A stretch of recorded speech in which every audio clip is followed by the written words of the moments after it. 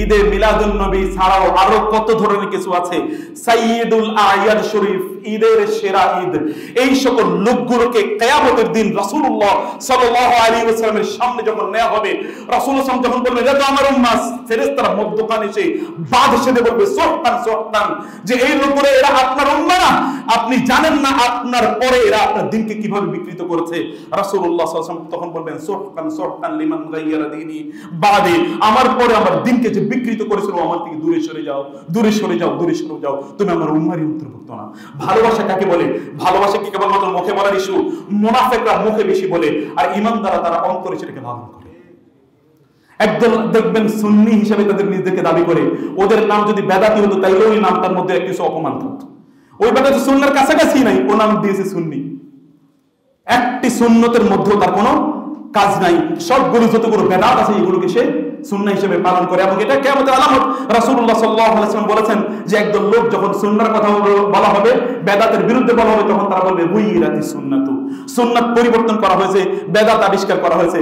এখন যথাযথ সত্যকার অর্থে, সত্যিকার অর্থে যারা সুন্নাহ প্র্যাকটিস করে এদেরকে ওরা সত্যিকার অর্থে কি তারা বেদাতি অথবা বিভিন্ন ধরনের নামে তারা অভিষিক্ত করে থাকে, অথচ ওদের মধ্যে সুন্নাহর একটা অংশ নাই।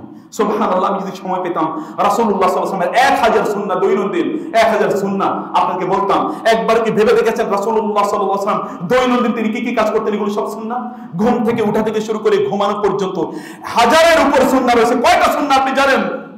কয়টা সুন্নাহ আপনি প্র্যাকটিস করেন ঘুম থেকে উঠার পরে? সুন্নাহ কি সেই সুন্নাহই তো আমরা জানি না। এবং আমি মাঝে মাঝে এই কথা বলে থাকি, মসজিদে প্রবেশের সুন্নাহই তো মুসলমানরা জানে না। এখন মসজিদে প্রবেশের সুন্নাহ কি, মসজিদ থেকে বের হওয়ার সুন্নাহ কি, এটাই তো মুসলমানরা জানে না।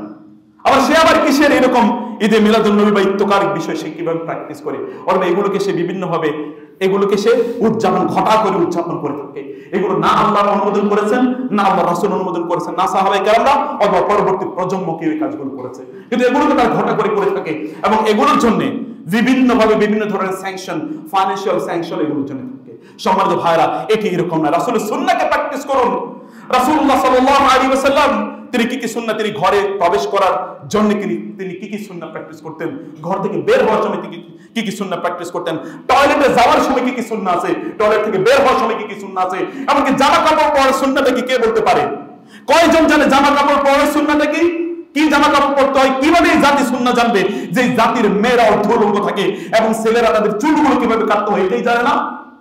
এবং এই সমাজে আপনাদের সামনেই কিন্তু ইয়াং জেনারেশন এরকম নাস্তিকদের মতো অথবা খ্রিস্টানদের মতো, ইহুদিদের মতো, বিজাতিদের মতো, আল্লাহ দ্রোহীদের মতো, যাদের উপর প্রতি মুহূর্তে আল্লাহর ফেরেশতাদের লানত পড়তে থাকে, এদের মতো হেয়ার স্টাইল দিয়ে এরা চলে, আপনাদের সামনে দিয়ে ওরা ঘুরে থাকে। সাহাবায়ে কেরামদের সামনে কেউ এই কাজ করতে পারতো? আপনি রাসূল সাল্লাল্লাহু আলাইহি ওয়াসাল্লামের জীবনই তো জানেন না। রাসূল সাল্লাল্লাহু আলাইহি ওয়াসাল্লামকে কতটুকু শিখেছেন, কতটুকু জানেন? রাসূল সাল্লাল্লাহু আলাইহি ওয়াসাল্লামের কয়টা নাম আছে কোরআনে একবার বলুন তো।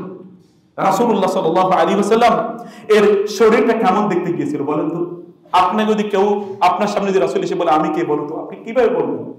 কিভাবে বলবেন আপনি? আপনাকে যখন ফেরেশতা বলা হবে মানে হাজার রাজুল, এই লোকটাকে আপনি কিভাবে বলবেন? এই লোকটাকে আপনি তাকে চেনেনই না, একবার তার সম্পর্কে জানার ফুরসত আপনার তৈরি হয় নাই। অমকের বই তমকের বই পড়তে পড়তে আপনার জীবন শেষ, এবং সেগুলোর নামে কথা বলতে বলতে আপনার কি জিহ্বা দিয়ে জিহ্বা শুকিয়ে যায় কথা বলতে বলতে, অমকের প্রশংসা তমকের প্রশংসা সামান্য কিছু পাওয়ার উদ্দেশ্যে। এই সকল লোকের কিয়ামতের দিন কি হবে মহান আল্লাহ সুবহানাহু ওয়া তাআলা জানেন। আল্লাহ সুবহানাহু ওয়া তাআলা নাম বলার সময় এদের নয়। আল্লাহ এদেরকে ভুলিয়ে রেখেছেন।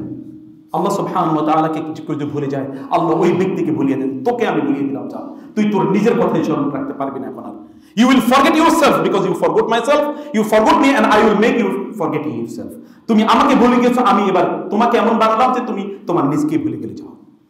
এবং অধিকাংশ লোক আজকে তারা নিজেদেরকে ভুলে গিয়েছে এবং তারা জাহান্নামের দিকে দৌড়ে এগিয়ে যাচ্ছে।